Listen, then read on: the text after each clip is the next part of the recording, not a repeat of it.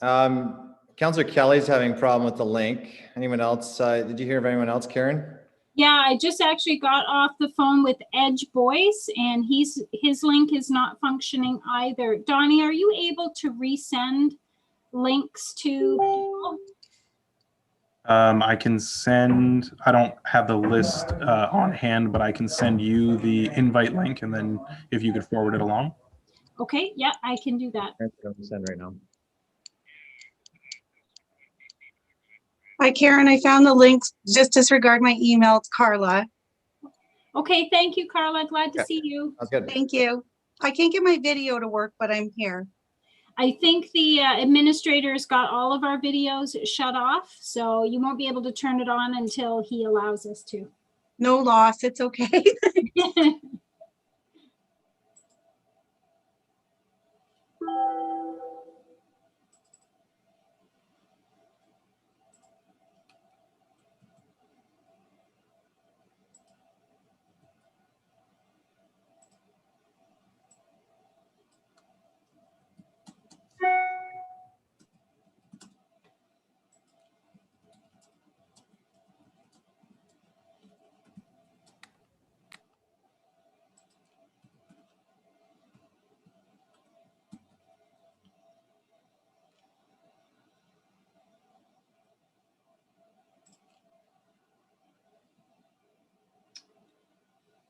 Okay, so I've sent out a new link. If you hear from anybody who can't get on, just have them check their email. There should be a new link for them.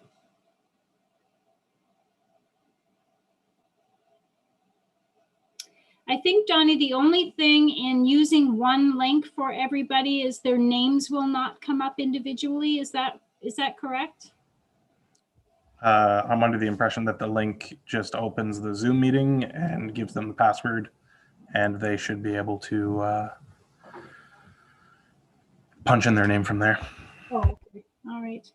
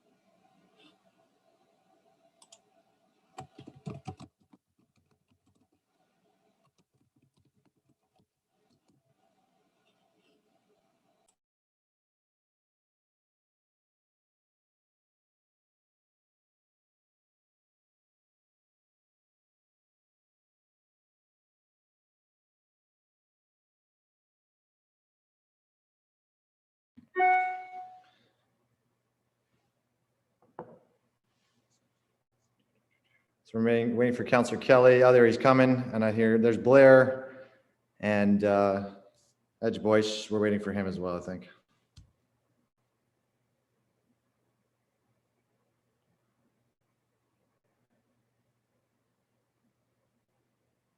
Okay, we can probably get video switched on too.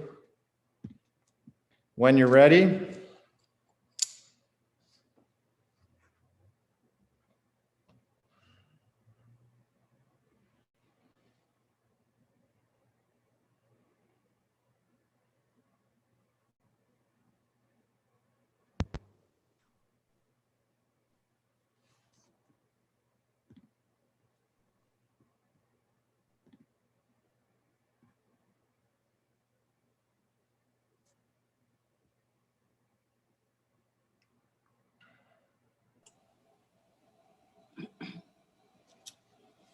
And Ryan, just so you know, Don McCall is going to be on the call today in place of Sandra for the real estate board. So Okay. I sent him the information, so he should be logging on as well.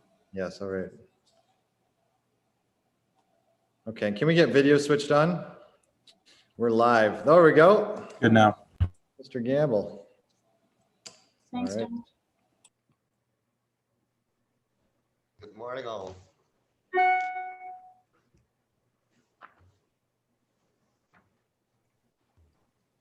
Okay. I'm here. Great. Well, good morning, everybody.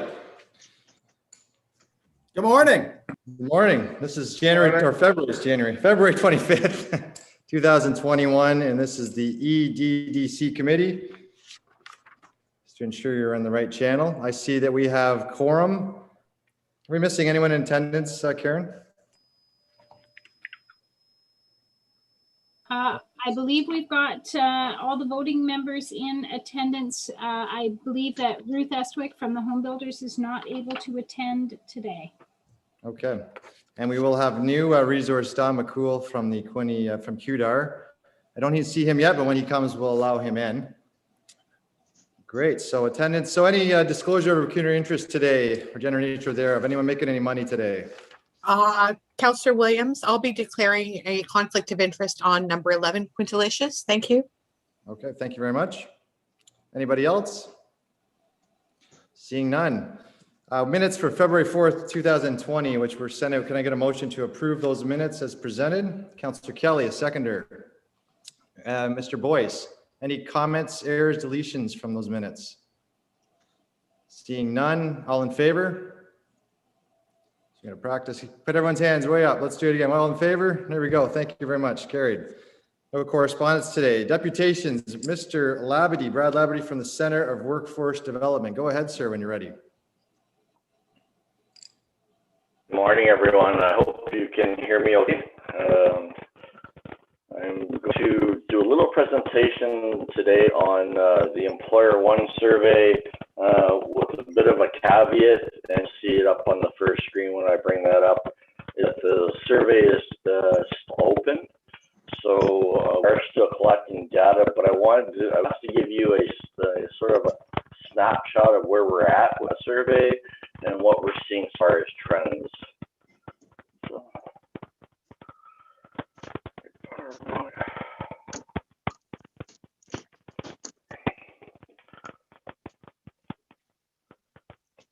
So I'll just clarify, everybody can see that first slide on the screen, okay? Yep. Yes, we So can. this presentation is for information use only. It's not for publication or distribution yet, because the survey is still open. So this is only a partial data set, and it covers input up to February 5th of 2021. So it's really a snapshot of the data received to date. A little bit about the survey. It's an annual survey of local employers. It's been going on in Western Ontario since 2013. First introduced in this area in 2016. It's online and it's confidential. 2021 is the first year the survey is being conducted across all of Eastern Ontario in a collaborative manner with all 6 workforce development boards areas participating. This is being led by our Ontario East Training Board of Cornwall. The length of the survey depends on your number of employees and what information you need to actually complete it. So the average is 10 to 15 minutes with the ability to stop and return at any given time to complete that. It closes tomorrow at 5 p.m. Been running since February the 4th. So far, this is what we see for a breakdown in respondents, and I'm going to tell you that this is one of the best years of respondents. Anybody who has followed our Employer One over the past, I think the highest we had was 160 respondents, and that's when we were asking some chamber questions. So we had a lot of chamber members involved in that one. To date, 50% of the responses have come from Hastings County, and if I were to break that out based on what we've seen past, you're going to see about 60% of that coming out of Belleville, maybe 30% coming out of Quinte West, and another 10% coming from the rest of the county. 32% are coming from Prince Edward County, and 11% are coming from Lennox and Addington. And to date, we've got approximately 370 responses as of the last Friday to this survey. We asked a few questions. One of them was, where's the primary location of your company? Because we do get people to answer, they're from outside this area, but they do have a business operating here. So Hastings County, 51% of the businesses were reporting their primary location. Hastings, 23 in Prince Edward, and 9 in Lennox and Addington. We had a further 17% reported primary location outside of the 3 counties, but with operations within them. Response to industries is very interesting this year. Utilities is our highest response, and we never get much from utilities prior to this. Manufacturing, retail, construction, all key industries that we needed to hear from this year, they're up there very quite high with the response rate. By employee size range, we break them out as the same with ASCAN uses for employee size range. As you can see, we actually have respondents, the most are coming from 1 to 4, which is not surprising. We have a lot of small business. 98% of businesses across Hastings, Prince Edward, Lennox, Addington are small business, under 100. And we actually have 22% are over 500.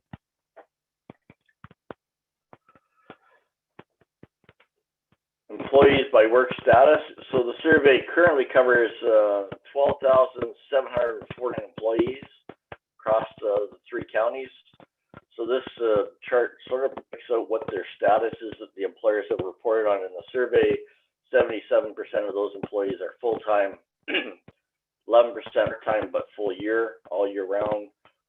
We have 8% full-time seasonal and another 4% that are part-time seasonal. 55% of the employers reported they had employees under 25 years of age, and the workers under 20 years of age account for 19% of the reported employees. 66% of employers reported they had employees over 55 years of age, and workers over 55 years of age accounted for 38% of the reported employees. That one of those red flags that we want to watch, because that's a bubble of retirement on the horizon. We did ask about the effects of COVID-19 so far. You can see that half of the employers that have reported had significant impact. Another 29% had a minimal impact, but they did have some impact. There was actually a couple that had a positive impact. Let me give you a sense of, and this is really only capturing, I would say, maybe 20% of the cuts we got back regarding that last slide. You know, zero had to close their store, reduce volume. But then a couple of positives in there, and sure why, but we saw unexpected business found a niche, has done well. But, you know, there's a lot more in there than there is positive. We always ask about separations because we want to know what we call the churn in the market. So we ask things, separations, hirings, and expected hirings. So last year, 63% of the employers report separations. And that was broken out so that 48% of those were dismissals and another 37% were quits. 48% is still a high rate of dismissal. It's something that we've been tracking for the last few years, and we like to look into what's going on there. So it'll warrant some further research once this survey is closed. Brad, can I ask what the rate of dismissal was in previous years? Off the top of my head, I don't have it, but it is in our employer one historically each year. The very first time I did this when I came here in 2016, so it was the 2017 one, it was actually extremely high. And then it sort of leveled out a little bit. It was closer to the 20% rate, I believe, in terms of dismissal. So this one's quite high. Again, I'm back up, and it's above the provincial average of dismissals. Any other questions on that slide? At the same point in time, we also saw, although we, hired people, our business report, they didn't hire, 47% did increase their workforce. That's a little bit of a positive note in the middle of a pandemic.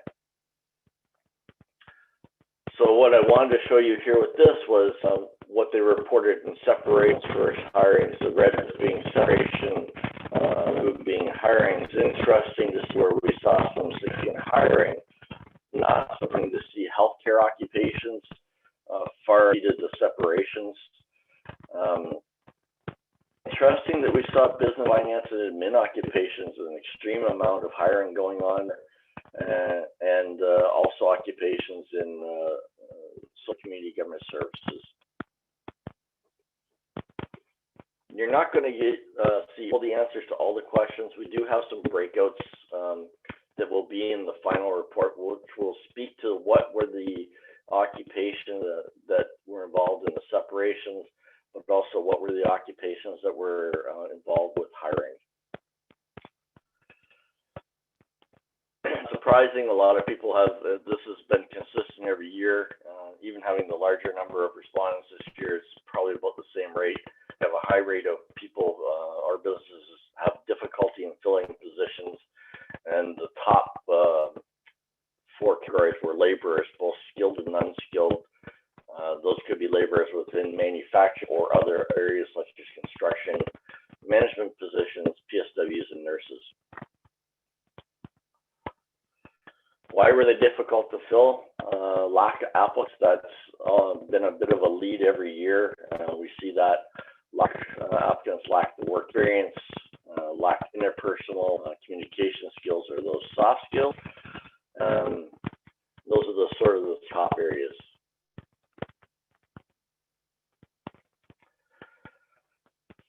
We ask them whether they think they'll be downsizing this year compared to whether they will be hiring. So to see that there was a small amount of employers expecting downsizing. We do break that into later on reasons why they're going to downsize. Good to see that we have 63% of our employers anticipate hiring. And again, we will break that out in the final report. What are they looking to hire for?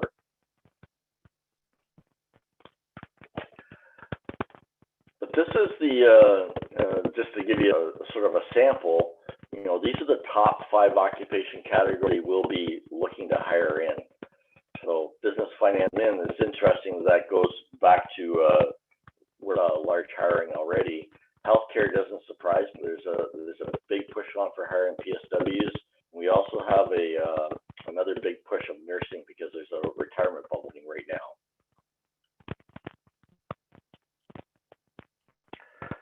How do you rate the availability of qualified workers in the area? Fair and poor continue to exceed the good and excellent, but it's at least good to see that our excellent and good rating combined is around 43%, what employers feel. But it's concerning when employers feel that there's 20% of employers reported that they don't feel that there's availability of qualified work in the area. Brad, just to interrupt real quickly, because I think this is an important one, the last 3 on our strategic plan on the first objective, which is attract and train workers to meet Belleville's labor shortages.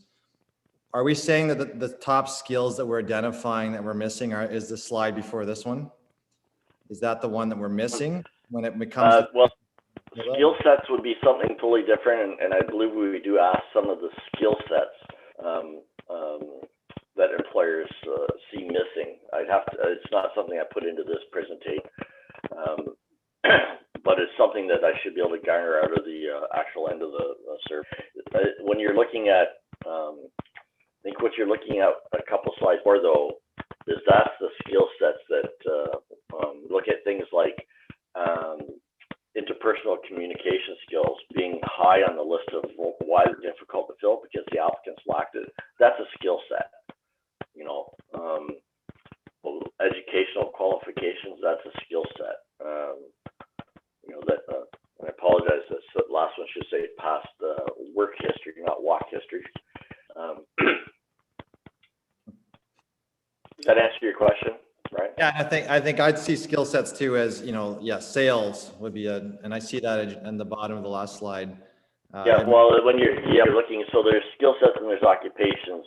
So the skill sets would relate obviously to those that occupation need, but in terms of actual occupations, when the final report comes out, it's a much lengthier list than this, but those were the top 5 that rose to and those are what we do to attract to this area. Okay. Thank you.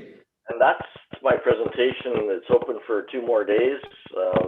Anybody would like to push that out for us, we do appreciate it. There's an opportunity to win a $100 local gift card. One of our first winners wound up getting downtown Belleville DBIA gift cards, and one of our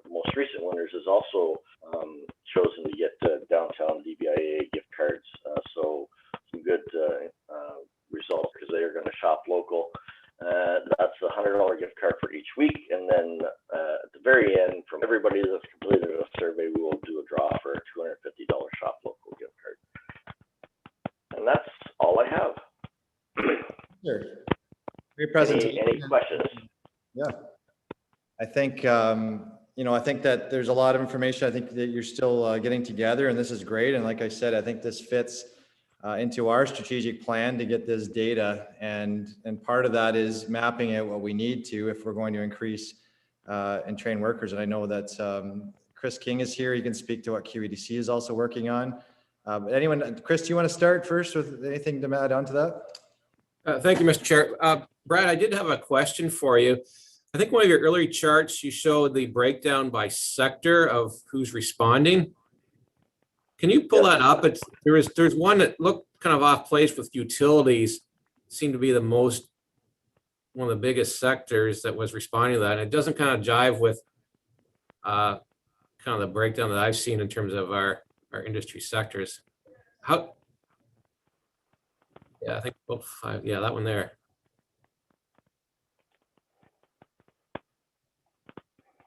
Yeah, this is a response rate. It doesn't necessarily, it's not indicating, that there's more utilities than there are manufacturers out there. It's just responding to the actual survey. So, Because I just pulled up, again, it's slightly different territory, but for Belleville, Quinte West, and Brighton, there's about 55, almost 56,000 jobs in that area through analysts, and there's only 161 people working in utilities. So it seems odd to me that so many companies would identify as utilities when it's such a small percentage of our workforce. How do they identify? Do they self-identify as a utility, or how does that happen? yeah. So the two things that I'll make, this is why I said there's a rider at the front, but this is for information only. One of the things that we do, Chris, into this, when the survey is closed, is we go back, and I have in the past adjusted industries into the correct category. It is a self-identification by the businesses as their NAIC is. So we will, and I'll make sure that that's made note of. It was when I saw that myself, I sort of questioned it, but that's why I just want to report on what we're seeing right now. It's the initial raw data. Yeah. Also, we go in and we do clean up the raw data, if you will, because we do find sometimes employers they pick the wrong category. They may think that they're a utility when in fact they're, they could be a business that's an electrical supplier type of thing. Yeah, I think it's great. It's good information that we all need. And I know from, Quinte Economic Development, we're looking to see the final results and, adjust our strategies based on what you see. And, there's so many elements of what needs to be done to address this issue. So the more data we have, the better we could kind of refine our approach and make the best use of the dollars we have. So thanks for doing it. I really appreciate that information. And Quinte Economic Development, as the chairman mentioned, has a number of activities related to workforce development, and we're going to continue to execute on those to, hopefully improve those numbers as we go forward. But it's moving at one little piece at a time. It's a big challenge. Thank you. Any other comments from the committee? I just wanted to say thank you to Brad for all the work that they're doing. You'll see in our strategic plan for EDDC that there's a component in there around studying, determining, figuring out what the issues are in our labor force. And the partnership with the Center for Workforce Development is really helpful for us, because for us to undertake these complicated surveys on our own, it's exceptionally time consuming. And we would very likely just be, focusing on Belleville. So having a training board, the Center for Workforce Development, doing it on a regional basis and able to compare it with what's happening in other areas around the province, it provides us with some really, really valuable information. So thank you, Brad, and your team for putting all of that together. Anytime. I can make one final comment, Chair, is that Belleville, as of January, is now officially a CMA data source. And so that's going to really help this area better understand, you know, what's going on. I know Chris is excited about that because it really it aligns a lot with what it works on, and it's a badly needed piece of data set that we needed here. So I'm excited to see where that. Thank you. That does really help. And, you know, I know Doug Stevenson's on the call here too, but years ago, we looked at this issue from labor. And I know that's also Quinny is also working on Quinny Jobs. And I know it's a QEDC initiative now and Belleville. So it is all hands on deck. And I think this data is what we desperately need to know exactly what skills are missing. And I know that who's not on the call today, but I know that who's coming back into this committee is Loyalist College. And Loyalist College also has a big role to play on in terms of training and making sure we're developing certain skill sets. So thank you very much, sir. If I can just note for the committee that the January unemployment rate for Economic Region 3515, which is our area, was 4.8%. So even in a pandemic with a lot of businesses closed, our EI rate was exceptionally low. If you look at the rates that were given for Ontario and for Canada, they were up around the 8-9%. Our region was less than 5%. So there are significant reasons for us to be concerned about labor in the region. And I think Brad's presentation, the data he's been able to come up with, as well as the stats we're seeing in the region, are telling us a really interesting story about where labor should be in terms of our priority for work. Okay, thank you very much. All right, we're going to go to number 7, report to ECDev 2020-106, department staffing. And we'll have a motion on the floor to, I guess, Karen, it's to receive the report and refer to budget. Is that correct? So I have a motion to receive that, Mr. Boyce, and seconder, Mr. Gamble. Okay, Karen, do you want to introduce this report, please, and then we'll have discussion? Sure. Actually, the recommendation is to refer the report to council. So this is an issue that we've been facing for quite some time. I've tried to outline in the report the situation that we're currently in terms of staffing, how our staff are divided, what each person works on. I've tried to compare it to some of the communities that immediately surround us, as well as to a similar sized community in Eastern Ontario. I felt it was probably the most relevant comparator outside our immediate region. I've tied many of the things that we do, the resources and so on, to the elements of the city's strategic plan, and certainly the strategic plan that the Economic and Destination Development Committee has developed. You know, we think that all of the things that are in those plans are really important without exception. Our biggest challenge, of course, is having the manpower to do much with sort of the priorities that we have been given. I've tried to outline how our resources compare with the resources in other communities, and you'll see that our resources, in my opinion, are significantly lacking. One of the things that I didn't put in the report, but something that we feel very strongly about, is thinking about what under-resourcing an economic development office in a community means to business. So what signal does that send? What does that say from a community's perspective to business, either to an existing business that's here or a business that's looking to invest in the community? So we always have to be careful about maybe what unintended messages we're sending when we're allocating resources. There are lots of things we could and should be doing in economic development. There's, you know, if you're bored, you need to find another job, because there's always lots more that we should be doing. And we really want to do that. We're a department that loves change. We love new initiatives. We know there's lots of things that need to be addressed to benefit our businesses, and we really want to do that, and we'll continue to work really hard to do that. You know, a big game changer for us was certainly the municipal accommodation tax and council's decision to focus more resources on tourism.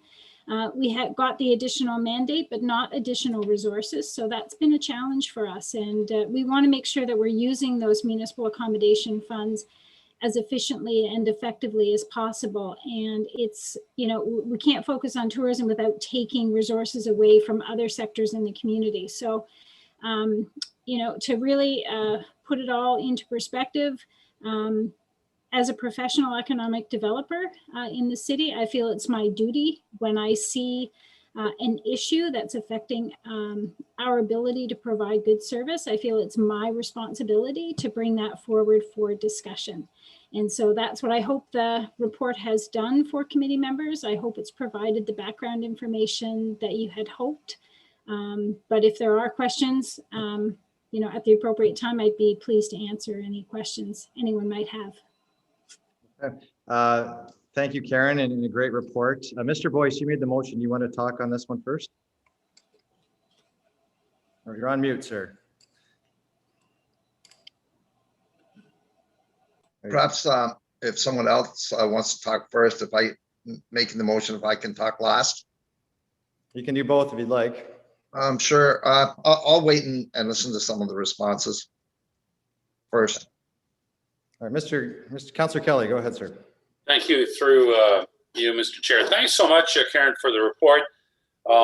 This committee's been together now for a couple of years, and this seems to be an ongoing theme in your department. And we've been dealing with COVID now past the 1 year mark, so everything's been changed. But is this something that really is not a this council term's issue? Is it something that you've been hoping for the last 4 or 6 years?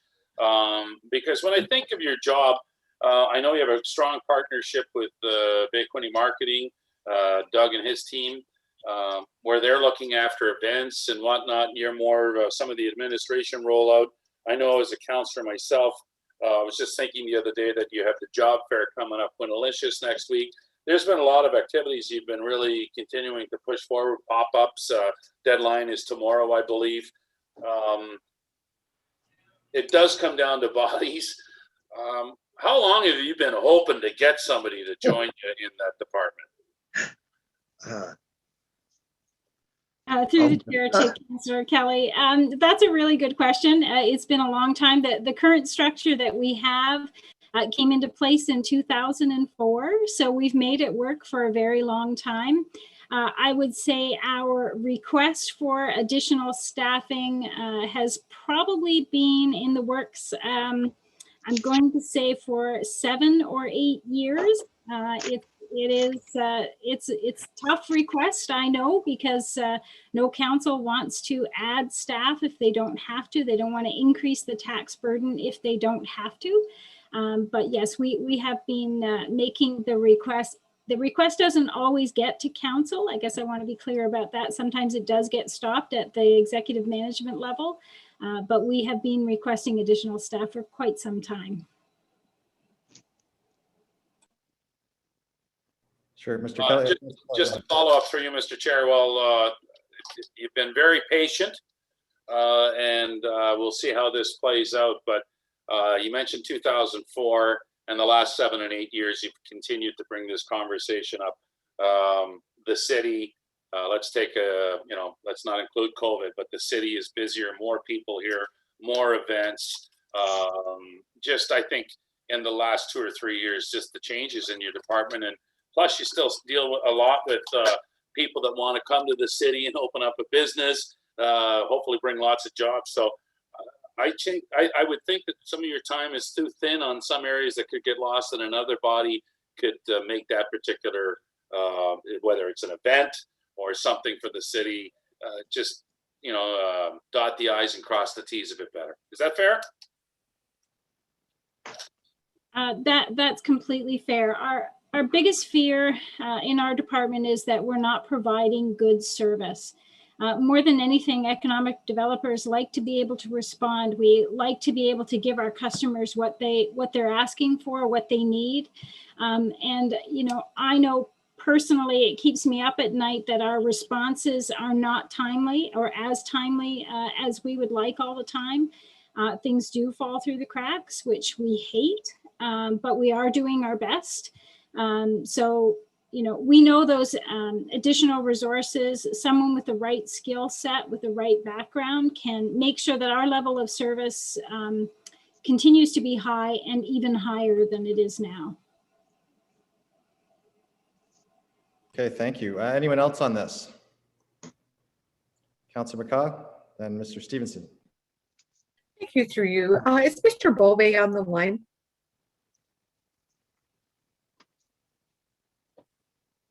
Mr. Bove is here. Mr. Bove, are you there? Yes, yes, I'm here. If I could just ask Mr. Bove a question. When's the last time a department staff position was recommended by a committee of council? Well, that's a good one. It's probably been some time. It could have been a previous incarnation of a previous economic development committee that may have done that. A lot of committees aren't necessarily too directly involved in how committees operate and getting involved in the day-to-day. But certainly economic development is a little unique in that respect. I think probably back in the day when we had a Parks and Rec committee, there was likely lots of recommendations on staffing levels coming out of that committee, for instance. But it's not a regular occurrence by any means. Well, I guess I would ask, why wouldn't we refer this through to finance like normal? Why would we be making a recommendation from a committee rather than it go through the normal process? Because this isn't quite the normal process. So I guess I'm just curious as to why we're not why we're dealing with this here, I guess, and why we're not dealing with it Point of order. through the normal process. Point of order, Councillor McCaw. This is, you're asking a question to the CAO who looks over operations of the city. This is a committee who's dealing with an item. So I understand your question, but Mr. Bove is not in a position to answer a committee question. His foray is on the city. So if your question is about why would the city not do that or something, Mr. Bove could answer that. But this committee is the one dealing with the subject right now, not just. Well, unfortunately, Councillor Williams, what you're suggesting is something that's not normal and it's not common. And I'm just asking Mr. Bove what the right process is. You might not like the fact I'm asking that question, but the reality is you are trying to circumvent the process. Councillor Williams, you continually try to circumvent this process. Order, please, Ms. McCaw. Don't raise your voice at me, Councillor Williams. I'm allowed to speak as well. This is a question I had of Mr. Bove. And if Mr. Bove doesn't want to answer that, he will tell me that. You don't need to tell me what Mr. Bove is going to say to me. Thank you. You know procedure and process, Councillor McCaw. And at the end of the day, we are to operate as a committee. And if Mr. Bove's purvey is not on this committee, I'm stating that answer that question is out of order. If you have a question of process. How come you will not allow Mr. Bove to answer me through you, Mr. Chair?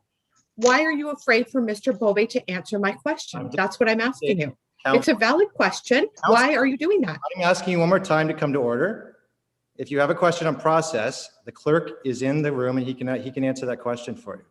Okay, well then we'll ask the clerk this question, but I really don't think it has anything to do with the clerk. I'm asking about what the normal protocol is. Simple as that. Who would like to answer that question for me?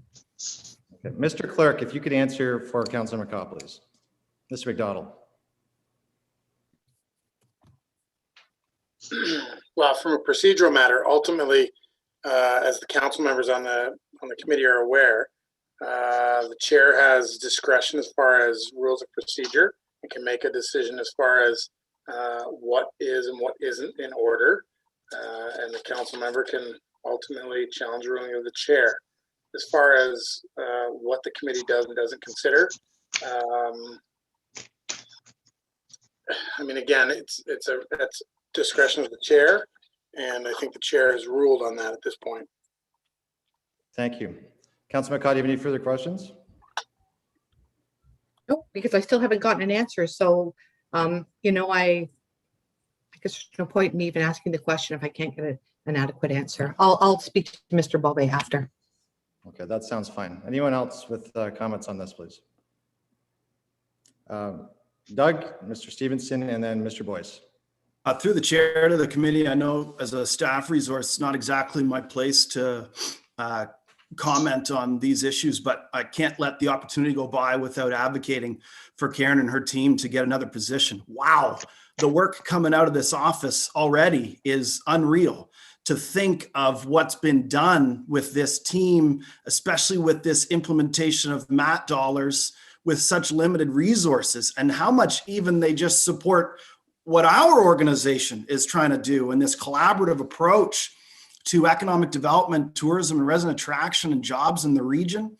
To imagine them getting another staff member would just allow for so much growth, and not just with the city, but I think I'd be speaking for, Chris, Mary Jo, Brad, Jill, but with the rest of our organizations as well. Thank you. And Mr. Boyce, go ahead, sir. Well, thank you. Before I go on to what I'm going to say, I can tell you from experience, I sat on committees where we asked, for example, Green Team, we asked for our staffing to be increased in hours, and the city agreed with our recommendation to the city. So it's not something that doesn't happen. It's not something that, that anyone on council now has decided that we're going to do it. We've done it in the past. There's lots of precedent. I'm looking at other ones like in traffic. We asked for certain items. I had a staff that devoted a lot of time on bike lanes and different things. It's not unusual. It's not something that Councillor Williams has just thought up of and done. But going back, when I see questions like how long have we needed staff, I can tell you since 2003, we've had the same makeup of the staff. The mandate has increased tremendously. And I mean, we're counting an admin assistant as one of the 3 staff when it comes down to it. We're counting someone who in other departments is responsible for, admin assistants, very important. They're responsible for setting up meetings, for putting things together. But I mean, we're counting those as one of our economic development staff, which they, may have come from another department, worked as another admin assistant in another department. So we can't even really, to be honest with you, Karen, count an admin assistant as one of our economic development staff, although they're very important. So we actually have 2 staff in that department that I actually do economic development stuff.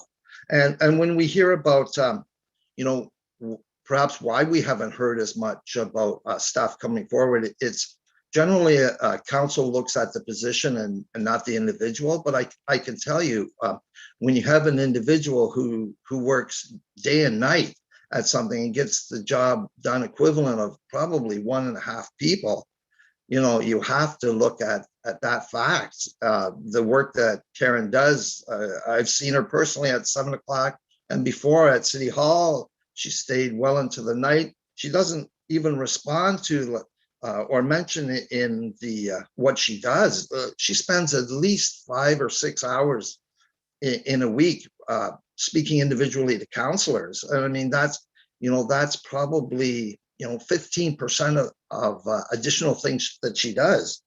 And I mean, when people see weeds out in the when people see weeds on the boulevard, it's really easy then to ask for extra staff in parking or public works.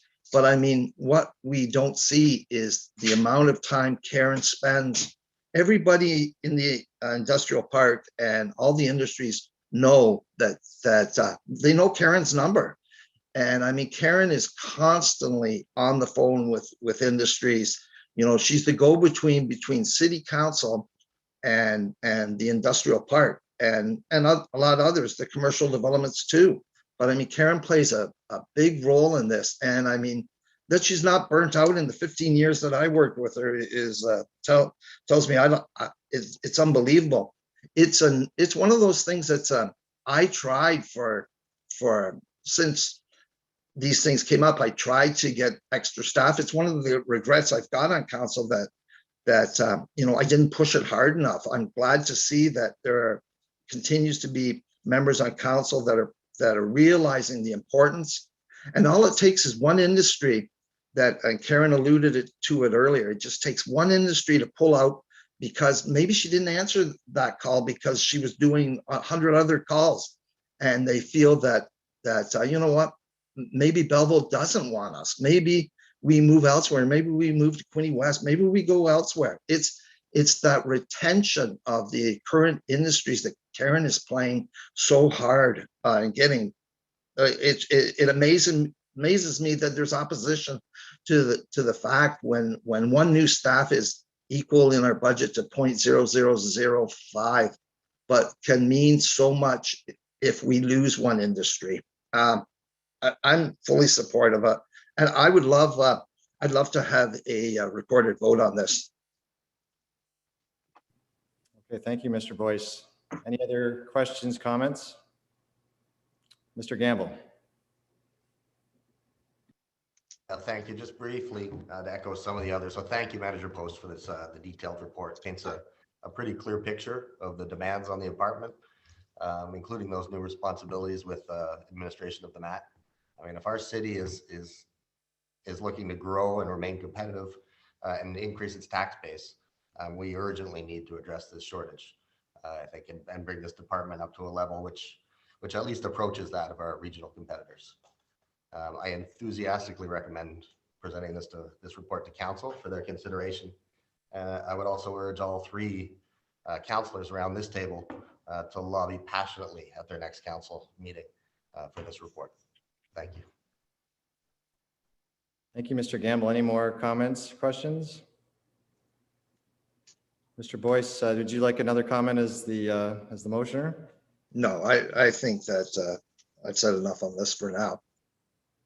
Okay, thank you. And my only comments before we go to recorded vote, you know, I think we've talked about this. This is the third time, and I think it's much needed. The charts on page 3 just say it all. Of a population that we have in Belleville as strong as we've been, and looking at the number of businesses we have, the number of staff that have had to manage that, the economic development of the city has been the least of the whole area. And some argument is I think they've done some of the most right now in this city. It's clear what's happening from the work of the staff, including Quintilicious, to the pop-ups, to the general business, including, and this staff also looks at doctor recruitment and so many different areas on the city. It's just, I think it's paramount that they get the resources they need. And I think this is a great report and a great ask. Thank you, Karen. So we'll have, Mr. Clerk, we'll have a recorded vote, please, if we can.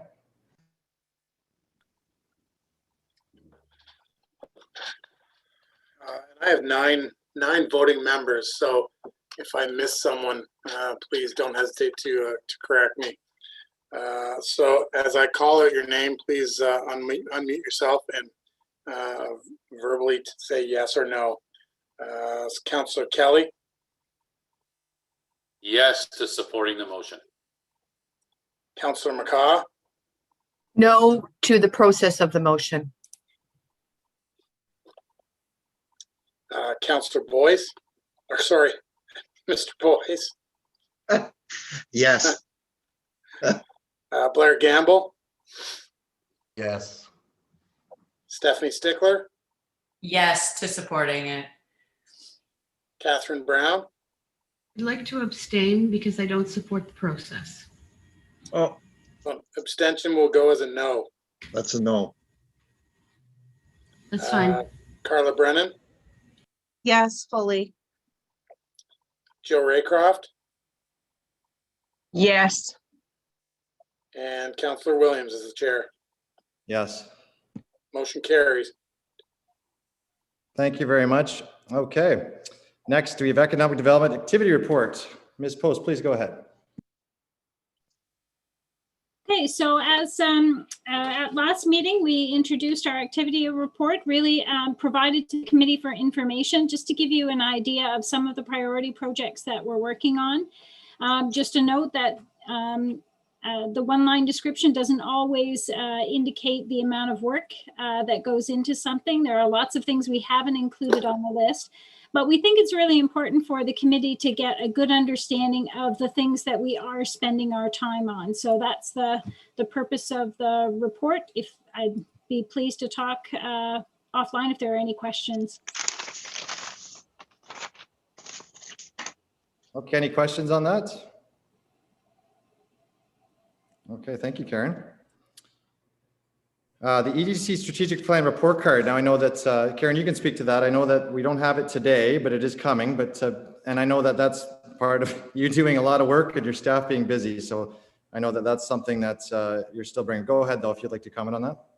Yeah, I do apologize to the committee for not having it ready. So the items in the strategic plan scorecard aren't items that are just worked on by city economic development staff. Our partners with QEDC, the downtown, the chamber, Center for Workforce Development, the regional marketing board.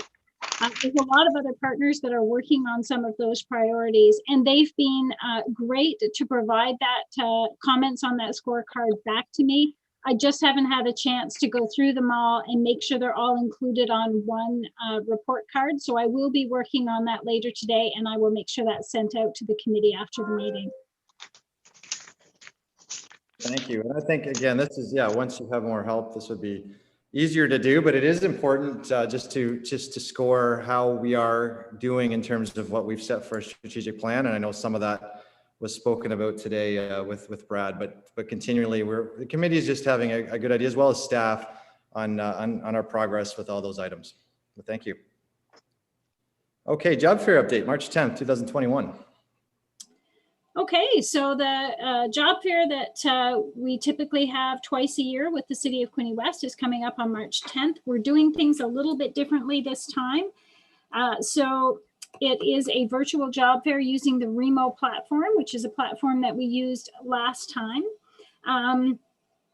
The hours are a bit different this year, hoping to capture as many job seekers as possible. So we've got a session for the job fair from 10 a.m. till noon on the 10th, and then another session from 5 p.m. to 7 p.m. Later in the day to hopefully capture another set of job seekers. We will have the same employers at both sessions. To date, we have over 30 employers who have signed up to attend that job fair, which is, to me, a really good indication that there's lots of hiring out there. You know, you only have to drive around the city, visit a few businesses to see the help wanted signs really almost everywhere. So we know that we're going to have a great participation rate from employers. Our challenge has been getting job seekers comfortable with the online platform, comfortable enough to want to participate. So we've entered into some partnerships with Employment Ontario. We're using resources at local libraries. Some of the temporary labor agencies have actually called in to offer their services in terms of helping people get comfortable with the online remote platform. We are going to be offering some training sessions just before the job fair, so people can go on before they're in front of all the employers. They can go on and test their devices. They can figure out how to move around the platform and from table to table and floor to floor. So lots of work being done there. And yeah, and so March 10th is coming up. I encourage any of you to go online during those two time periods to see what the job fair is like. And, you know, you may even get a chance to talk to some of the employers as well. Oh, I should also mention the new website for the Quinte Career Fair is online now. Feel free to take a look at it. The employers will be listed there as well. So as we get closer to the date, you'll see the list of employers. You'll see some of the jobs that they will be hiring for as well. And it's quintecareerfair.ca. Okay, quintecareerfair.ca. Thank you very much. And any comments or questions on the career fair? Okay.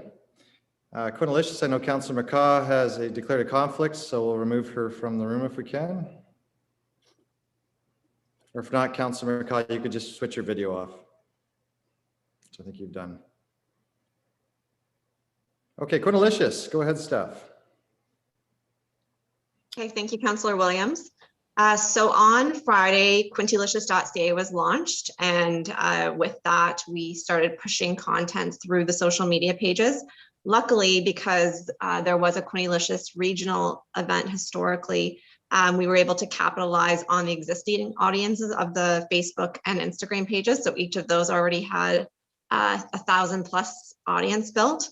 So capitalizing on that, re-engaging that group, and then attracting new members to those pages through some of the content that will be pushed out. It was really great to see how much of it was shared over the weekend. I couldn't believe it. I don't think I could go on any channel without viewing something Quintylicious related. So that was really nice to see. I think it speaks to the quality of content that we were able to produce for this event. We issued a press release through the city on Tuesday, and we followed up with all 21 restaurants yesterday to distribute kits to the restaurants. So those kits included some of the items that they'll be using to promote the event, including their physical passports, a kit specifically for the Get in the Loop digital passport component and how that will work, as well as postcards that they can distribute to their customers and stickers that they can use for us to help track or one of the measurable items that we're using for the event. The postcards were, in addition to distributing them to all 21 restaurants, they were mailed out to 15,000 residents in Belleville. Councillor Williams has one there. So they turned out great. It lists all of the participants on the back. And so that will be a really, again, another way to engage people and get them to the website where all of the information is housed. I want to just relate to the committee the appreciation of this industry. I think they've been really happy with the exposure and just the fact that we're able to put on an event like this that gives them that support, given that the challenges that they face. So I think the committee definitely should be aware of that. Again, we have 21 restaurants the month of March. And I just want to finally say on Quintylicious, this has been an amazing partnership. Equal partner contributions from, and I just want to give a shout out to Kelsey and Mary Jo at the BDIA, Courtney and Doug from Bay of Quinte, Anna and Jill from the Chamber, and then with support from Karen at City Hall. It's just been amazing, I think, what we've been able to do. And I'd love to take that model and really apply it to a lot of product development as we move forward.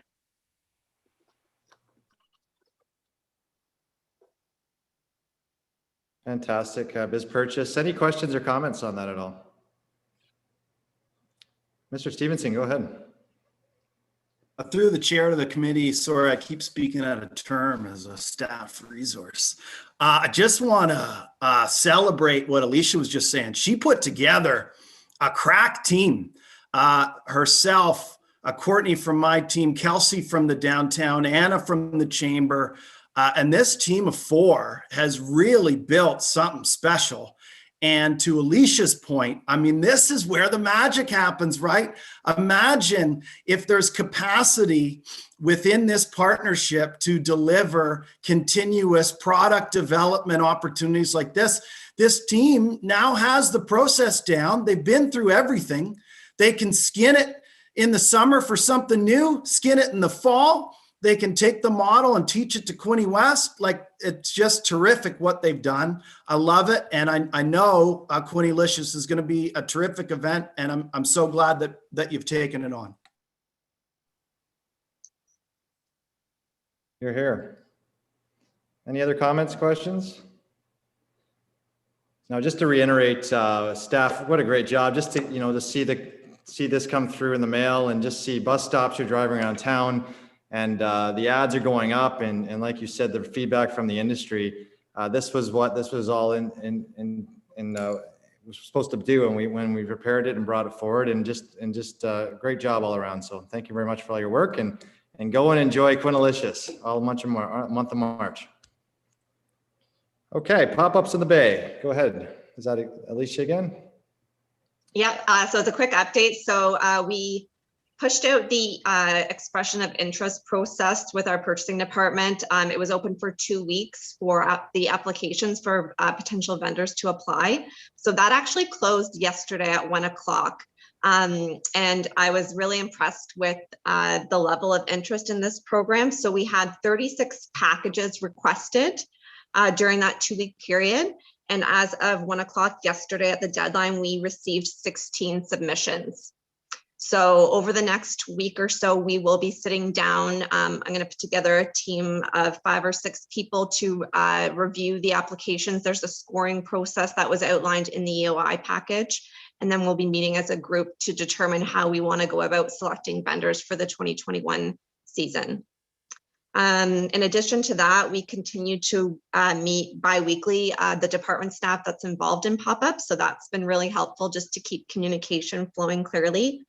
And outlined in the EOI, it's suggesting in terms of what the season will look like, we're suggesting a May 28th kickoff. So that's a Friday. That would be the opening weekend. In June, the pop-ups would operate Friday, Saturday, Sunday, so weekends from 11 to 7. July and August, so peak of the summer months, they'll operate Tuesday to Sunday, so 6 days a week from 11 to 7.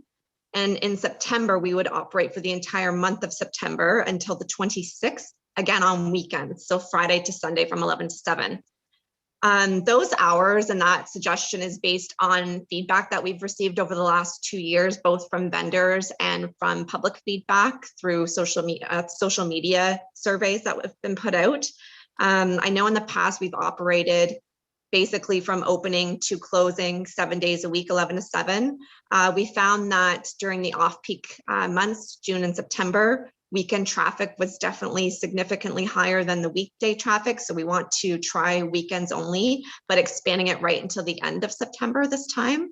And then when it comes to the summer, really the only change is not making Mondays mandatory. So as we know, this program is really focused on kickstarting entrepreneurs, small businesses. So although we are attracting existing businesses that have the capacity to staff, there are some individuals who just don't have that same capacity. So we saw it as a bit of a hindrance making it open 7 days a week in the past, and we did receive that feedback. So we think if we were going to post a day for an optional closure, it would be Mondays to keep it consistent with what we're seeing in the sector. Thank you. Karen, go ahead. Yeah, I was just going to add to that. So vendors are allowed to open on Mondays if they want. They just have the option to close Mondays only. And the Monday closures do not apply on long weekends where the Monday is the holiday. They are required to be open on those Mondays.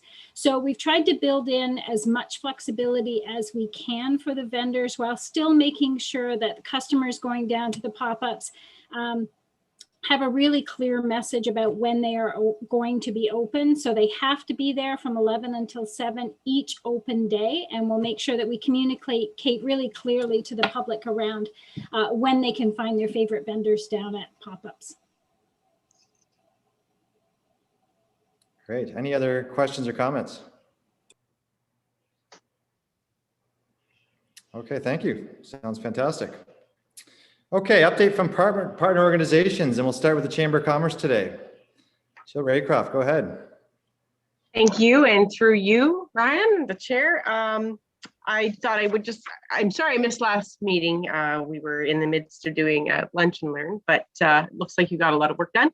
So on our end, I thought I would report a little bit on city events, visitor services, because those are contracts we do through the city, and then maybe offer a little comment on what's happening at the chamber side of things. So certainly we filed a report with Karen with regard to city events and what our proposals are for this year. Certainly our capacity to engage sponsors is expected to be limited. So most of the contract money will be going to support staff planning and some of the activations and entertainment as we can put it together. What we're looking at doing this year is trying to just add a lot of little things over the course of, and anticipating that at some point we may be able to bring people together and maybe even leverage the pop-ups in September. So that was one of our hopes. It might be a Busker by the Bay kind of environment. It might be an additional virtual concert series in some capacity. We're looking to partner with a number of different organizations in the community who try to do things as well and see if we can help them. Under visitor services, you've all heard about Quinalicious, and I do have to give a huge shout out to Anna for all her work there. They have taken this to the next level. And I remember last year in January, February, we talked about reviving the program, and there wasn't a lot of appetite to do that, no pun intended, just because there's a challenge for the capacity of restaurants. But this was the right time to revive it, and hopefully the renewed interest will allow it to continue moving forward. Certainly partners like Get in the Loop have also helped to make that possible. And a lot of credit to the rest of the team. So the BIA and Alicia and the Marketing Board. Anna also continues to work on developing our following under the Discover Belleville brand with our Facebook, Instagram, and the website, and that continues to develop stories. I think that's an excellent way for us to kind of add that additional layer to what the Bay Quinte Marketing Board is doing. We say they get them here, we wrap them with a warm hug, and we hope that they can find all the amazing things that there are to do here. From a chamber side of things, we would have started our membership renewal in January. A couple of years ago, we transitioned from a monthly rolling renewal to a January connection, and that really served us well last year before the pandemic hit. Of course, now we're trying to see how many people will be ready to renew, and it's a good indication of kind of the capacity of business. So further to some of the things that Brad has said about the impact on business, this is what we expect to see coming forward. Though we've had a fairly good response with almost 50% of our members already renewing. We've also had new members. We actually had 36 new members join last year, and that is, I want to say we don't pound the pavement. We put ourselves out there. We hope that we can support and help businesses prosper, and that's excellent. We've also had 3 new members join already this year. So in the midst of a pandemic, I can't imagine anything else being indicative of what's happening from an economic development point of view. The fact that Belleville is a great place to work and live, and we're seeing more and more people coming here. Certainly the real estate market's showing that. From an advocacy point of view, this is something else that the Chamber is critically involved in, especially on behalf of our members, but over the course of the last year, certainly representing at the federal and provincial government levels, the needs of business and the continued support they require to continue. We also prepare some pre-budget or a pre-budget consultation where we emphasize the need for funding, not necessarily to support job creation, because we know that's not the issue, but perhaps to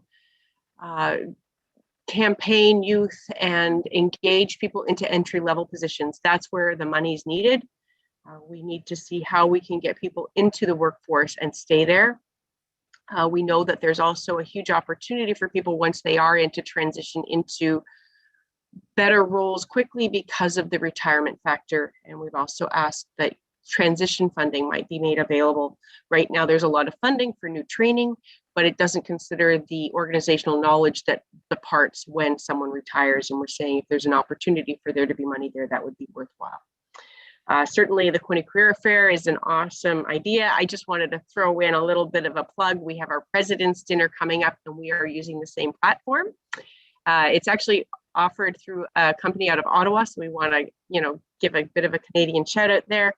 And just because our president and our President's Dinner is worth it, we're using the same platform that President Biden used for his inauguration. So if anybody's questioning the value of this program and what the Quinte Career Fair is using, I want to say, yay, that's a great fun. So I think that's pretty much all I have to offer at this point, but if anybody has any questions, please don't hesitate to ask. Okay, thank you. Any questions at all? All right, thank you very much. That looks exciting. QEDC, Chris King, go ahead, sir. Thank you, Mr. Chairman. A couple of updates from Quinte Economic Development. We had our AGM earlier this week, and we had our audit and financial presentation. So we had a clean audit. Everything's good that way. Very pleased to announce that our new chair of Quinte Economic Development is Tim McKinney, one of your Belleville appointees to Quinte Economic Development. So we know he's going to bring a lot of good ideas and his business background to that role. So we're very pleased to see him come on board, and we had a chance to thank our outgoing chair, Brad Little, who did a good job for a couple of years for us. So that's all good. We presented our budget and our plan, so that's all moving forward now. And again, our focus is on the manufacturing sectors, food processing, logistics, advanced manufacturing, as well as the technology side. So really looking at those value-added wealth creating sectors and both doing investment attraction, trying to bring in new business investment, but also on the retention side. And when you look at our plan, all the retention activities are focused around workforce development and the issues related to that. And as you know, we have 2 programs to support manufacturing right now. One called Elevate Plus Manufacturing, where we take people with barriers to employment and get them job ready. So we're doing a cohort right now, getting a group of people ready to enter into the workforce that are previously not attached to it. And then we also have now started a program called Elevate Plus Military, and it's focused on military family members, so the spouses of working age children or retired military members, and looking at the financial sector and primarily around remote work. So picking up some remote work with those financial sectors, and they're in the process of doing that, and that's all online. So that's they just started that program, and we're going to look forward to seeing the results of that. So those 2 are happening, and we're in the process of renegotiating to get funding for the next provincial fiscal year, so starting April 1st. So we're hopefully that will move forward. You might have saw there was an announcement that we received some money through the targeted intake of RED. So this was a special stream that the province put together back in the fall. It was a narrow window to apply, and we were successful in receiving, I think, 47,600 through that program. And it's about promoting the Proudly Made in Bay Quinte program, which is all the products made in our region, but it also includes a big push on the workforce side, so promoting those manufacturing jobs. So that was a direct result of a study that was done with input of 48 manufacturers back March 6th, and it was a technology adoption study and the impacts on workforce.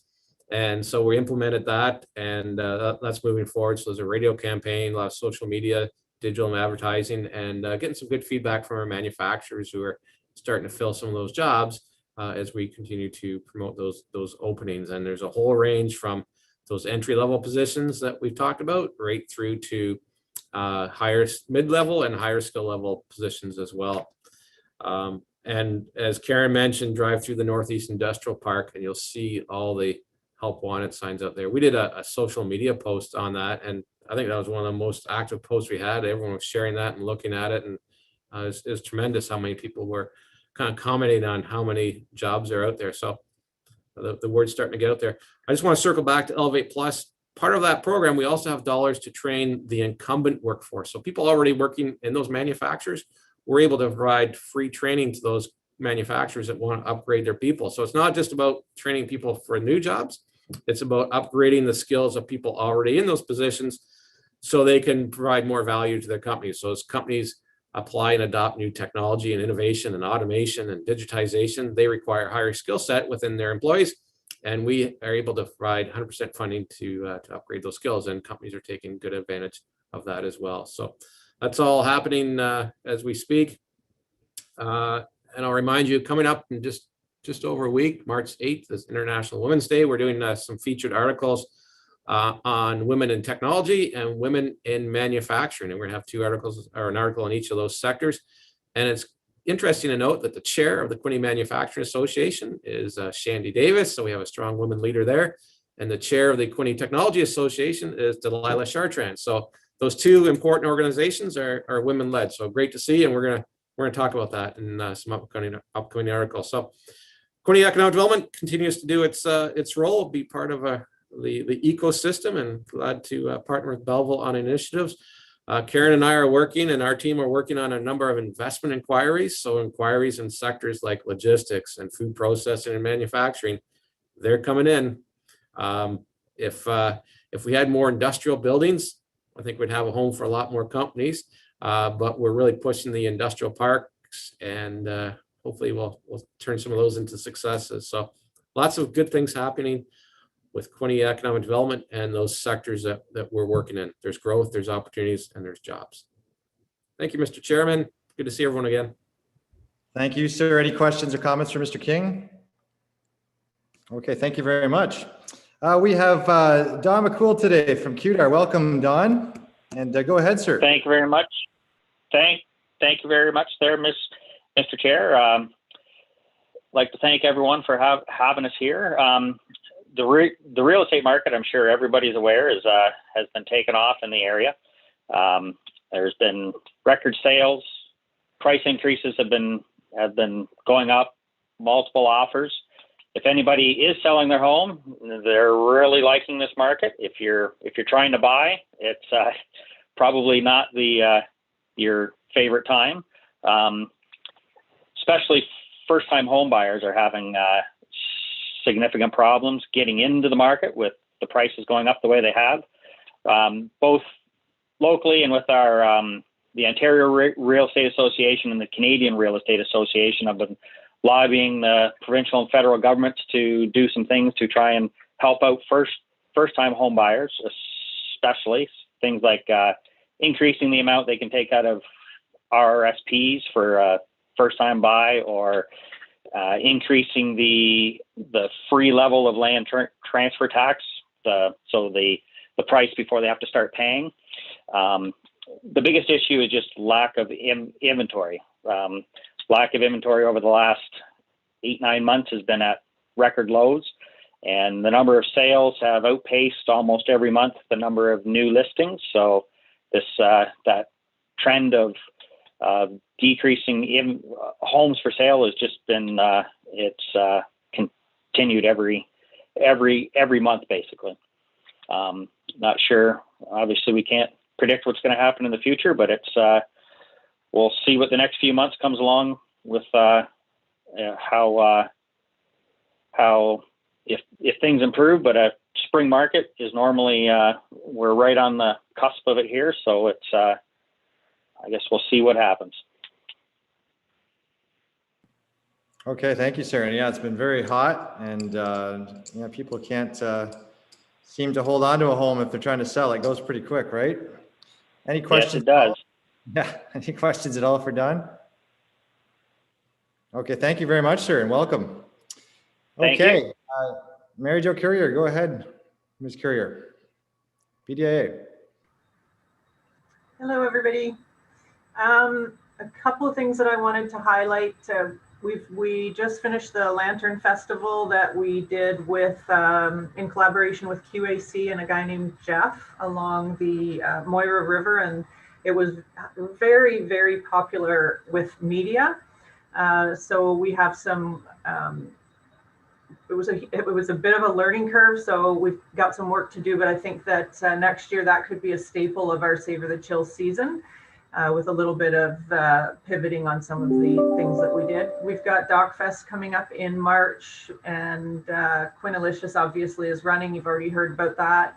We're working on the Alfresco Plans, which Alfresco is when we last year shut down our street and made some space for social distancing and community building and patios and things like that. So one of the things that is on our plate in terms of grants is there's a federal grant called Canada Healthy Communities Initiative. And it's on deck right now. We've got to have it written by the end of next week. And basically it funds small scale infrastructure projects to create safer and more vibrant and inclusive communities.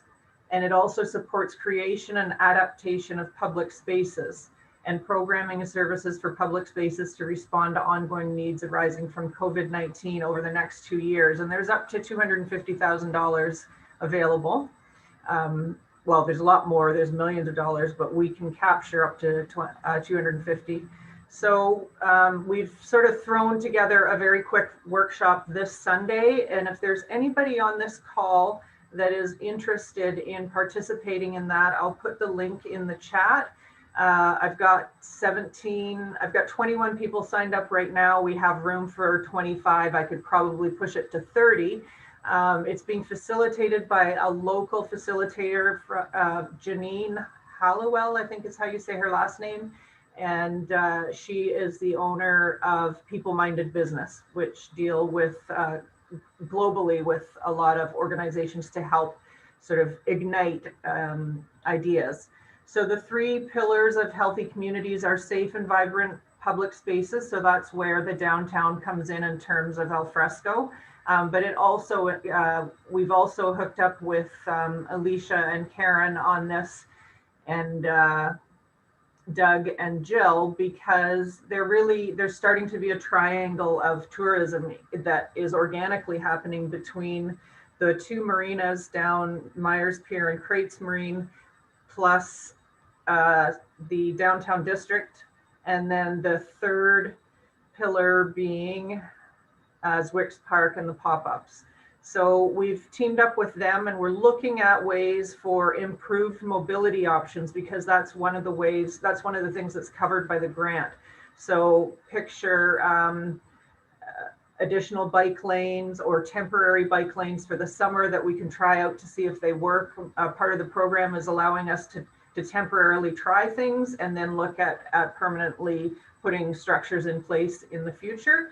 So bikes, bike lanes, rental of purchase and rental of electric bikes, rickshaws, golf carts, the sky is the limit. And then there's a digital solutions portion that we're actually not concentrating on Sunday. So I'd really encourage all of you to think, if you just have like from 10 till 3 available Sunday, we're providing food, coffee, tea, water, and I think it's really going to be not only a fruitful session, but also a lot of fun. So here is the link for that. And also you can pass that on to anybody who has a keen interest in building our tourism assets and creating this sort of triangle destination. And for me particularly, I'm looking for people who are ambassadors of the downtown district. Lastly, I just wanted to share with you the Hastings County Community and Human Services Committee has recommended to council to approve $70,000 to the downtown district through Community Homelessness Prevention Initiative for the Welcoming Streets pilot project. So that's really exciting. We have teamed up with one social services organization and we're just working out the final details of that. So starting March 1st, we'll be starting to work on and launching a 1-year pilot project called Welcoming Streets, which is modeled after the exact same program in Guelph. So pretty excited about that. And that's it. Okay, thank you very much. Any questions from the committee to Ms. Currier? Okay, great work. Thank you. Okay, Mr. Doug Stevenson, Bay Quinte Regional Marketing Board, go ahead. Thank you, sir. Through the chair to the committee and staff. Want to hit you with some fun facts because we're in reporting mode over here at the Regional Marketing Board. EDDC strategic plan goal 1.3.1. When we look at the marketing we did through quintejobs.ca in 2020, over 43,000 hits on the site, massive growth over last year. And you probably wouldn't be surprised to hear a third of sessions coming from India. We know with Loyalist College and the way they have done their international expansion, the vast majority of students have come from India. And so we've actually taken this opportunity to engage with Bob Millard's business program. And we're working on a project to see how can we work to retain more of these international students, because I know I'm certainly seeing a trend. They're coming here to go to Loyalist, but then they're vacating. And as we know from the 2016 census, you know, we had that population growth below the provincial average of 5%. We were closer to the 2.5% mark. So similarly, when we look at 1.3.2, immigration portal visits, over 82,000 in 2020. Now, this is interesting. A quarter of those visits coming from Canada. So what we're hoping is that these are coming from folks who are new Canadians, made their way here living in city centers, and interested in what we call secondary migration, which is where we spend our immigration marketing dollars, trying to attract people who have come to Canada but are living in a big city like Toronto or Ottawa, and trying to show them the advantage of living in a place like Belleville in the Bay of Quinte. And just want to get in a quick plug here. You know, we worked really closely with Alicia to create a documentary that told the story of students at Loyola College, moving here from all corners of the world, learning English as a second language and literally reinventing their lives right here in our backyard. And we're fortunate enough to be recognized with both provincial and national economic development awards for that documentary that premiered at DocFest last year. Moving forward on to 3.1.1, when we look at national data from Cbre on overnight accommodations, we know 2020 was a hard year for overnight stays, but there's some optimism there. Our percentage loss, from what I can see, is the lowest in the entire country at 9%. Average percentage loss for destinations in Canada, 31%. Average percentage loss across Southeast Ontario, our RTO9 region, 21%. So I'm not saying we got a rosy picture here by any means, but I am saying that I think we stack up well to continue to rebound when situations present themselves, that allow us to really go hard. And I'm hoping that we're going to get back there this summer. And then just quickly, before we end, 3.4.1, new discovery guides, hot off the press. And so we're just putting a plan together to get those out across this province, but also locally, probably beginning in the month of March, and then use that to kick off our spring marketing campaigns. That's it for me. Thank you. Fantastic, sir. And thank you very much. One of those guides, sorry, they're coming out early March, you said? Yeah, so we're just putting a bit of a plan together to get a launch going, create some hype. It's nice to have them back. Well, thank you very much. Any questions for Mr. Stevenson? Okay, thank you very much, sir.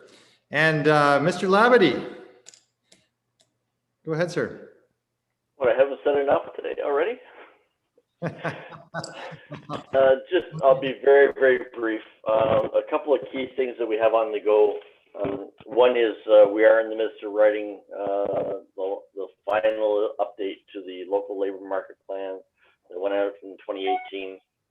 Tomorrow morning, I'm hosting about an hour-long consultation on just the actions that took place and getting some feedback on how we did and where the community would like to go starting next year in our revamp of, I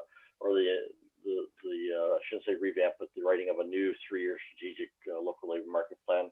We'll see that we are going to address agriculture and forestry over the next 3 years as one of the industry areas that we've seen some serious come out on. The other piece that we have on the go, and I like to push it out every time we have the opportunity, we are partnered with the Ontario East Economic Development Commission and our sister board in Peterborough. We are hosting community labor market information hubs through the Edge Factor platform. And they do include experiential workplace videos. And right now we have the Machining Center is one of those videos on our hub.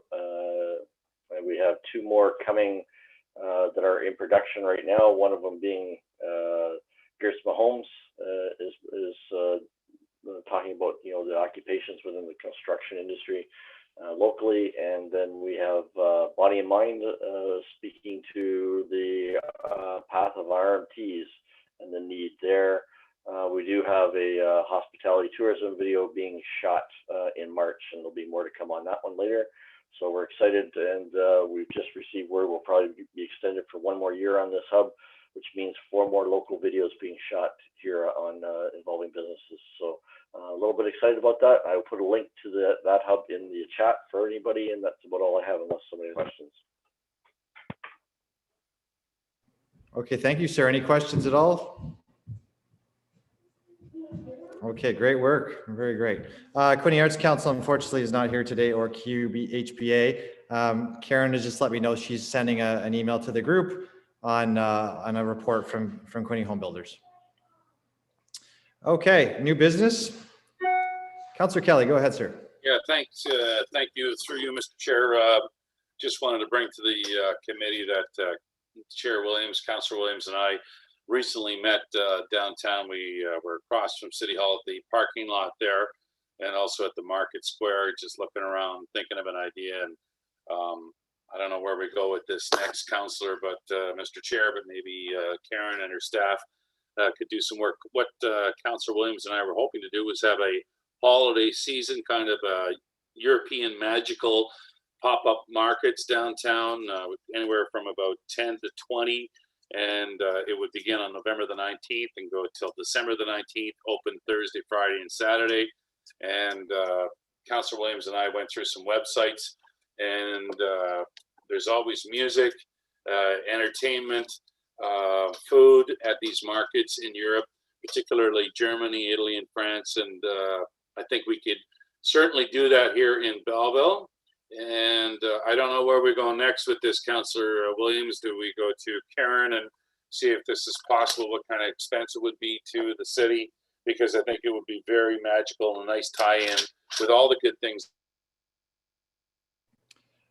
Yeah, I think if you want, what we'll do, perhaps Councillor Kelly is have just an ask for staff to have a look at this when they have time, and hopefully they have some resources. But I think the idea would be to talk to BIA, but also work from city and just see if there's a report that can come back to this committee at some point, probably before May or June, on some kind of that market and what resources would be there. And perhaps Ms. Post, you could speak to Councillor Kelly a little bit more too. I think he had some other ideas on that. Does that sound correct, Councillor? I'm going to take that as yes. Looks like he's sleeping or frozen.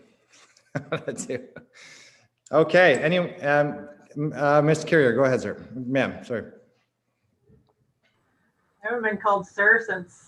Yeah, sorry. I just wanted to make sure, even though you did sort of slip in BIA, I really want to be involved in that if you continue. That's something that we've been talking about and working through since I've been here. So I definitely would want to be a part of anything to do with that, if possible. Okay, so Ms. Post, if yeah, that's being developed, make sure we have a strong presence with the BDIA. Okay, any other new business today? Okay, seeing none. Next meeting, March 25th at 10:30 a.m. Still on Zoom until we can get back in person. And can I have a motion to adjourn, please? Mr. Gamble, Mr. Boyce. Thank you very much. See everyone.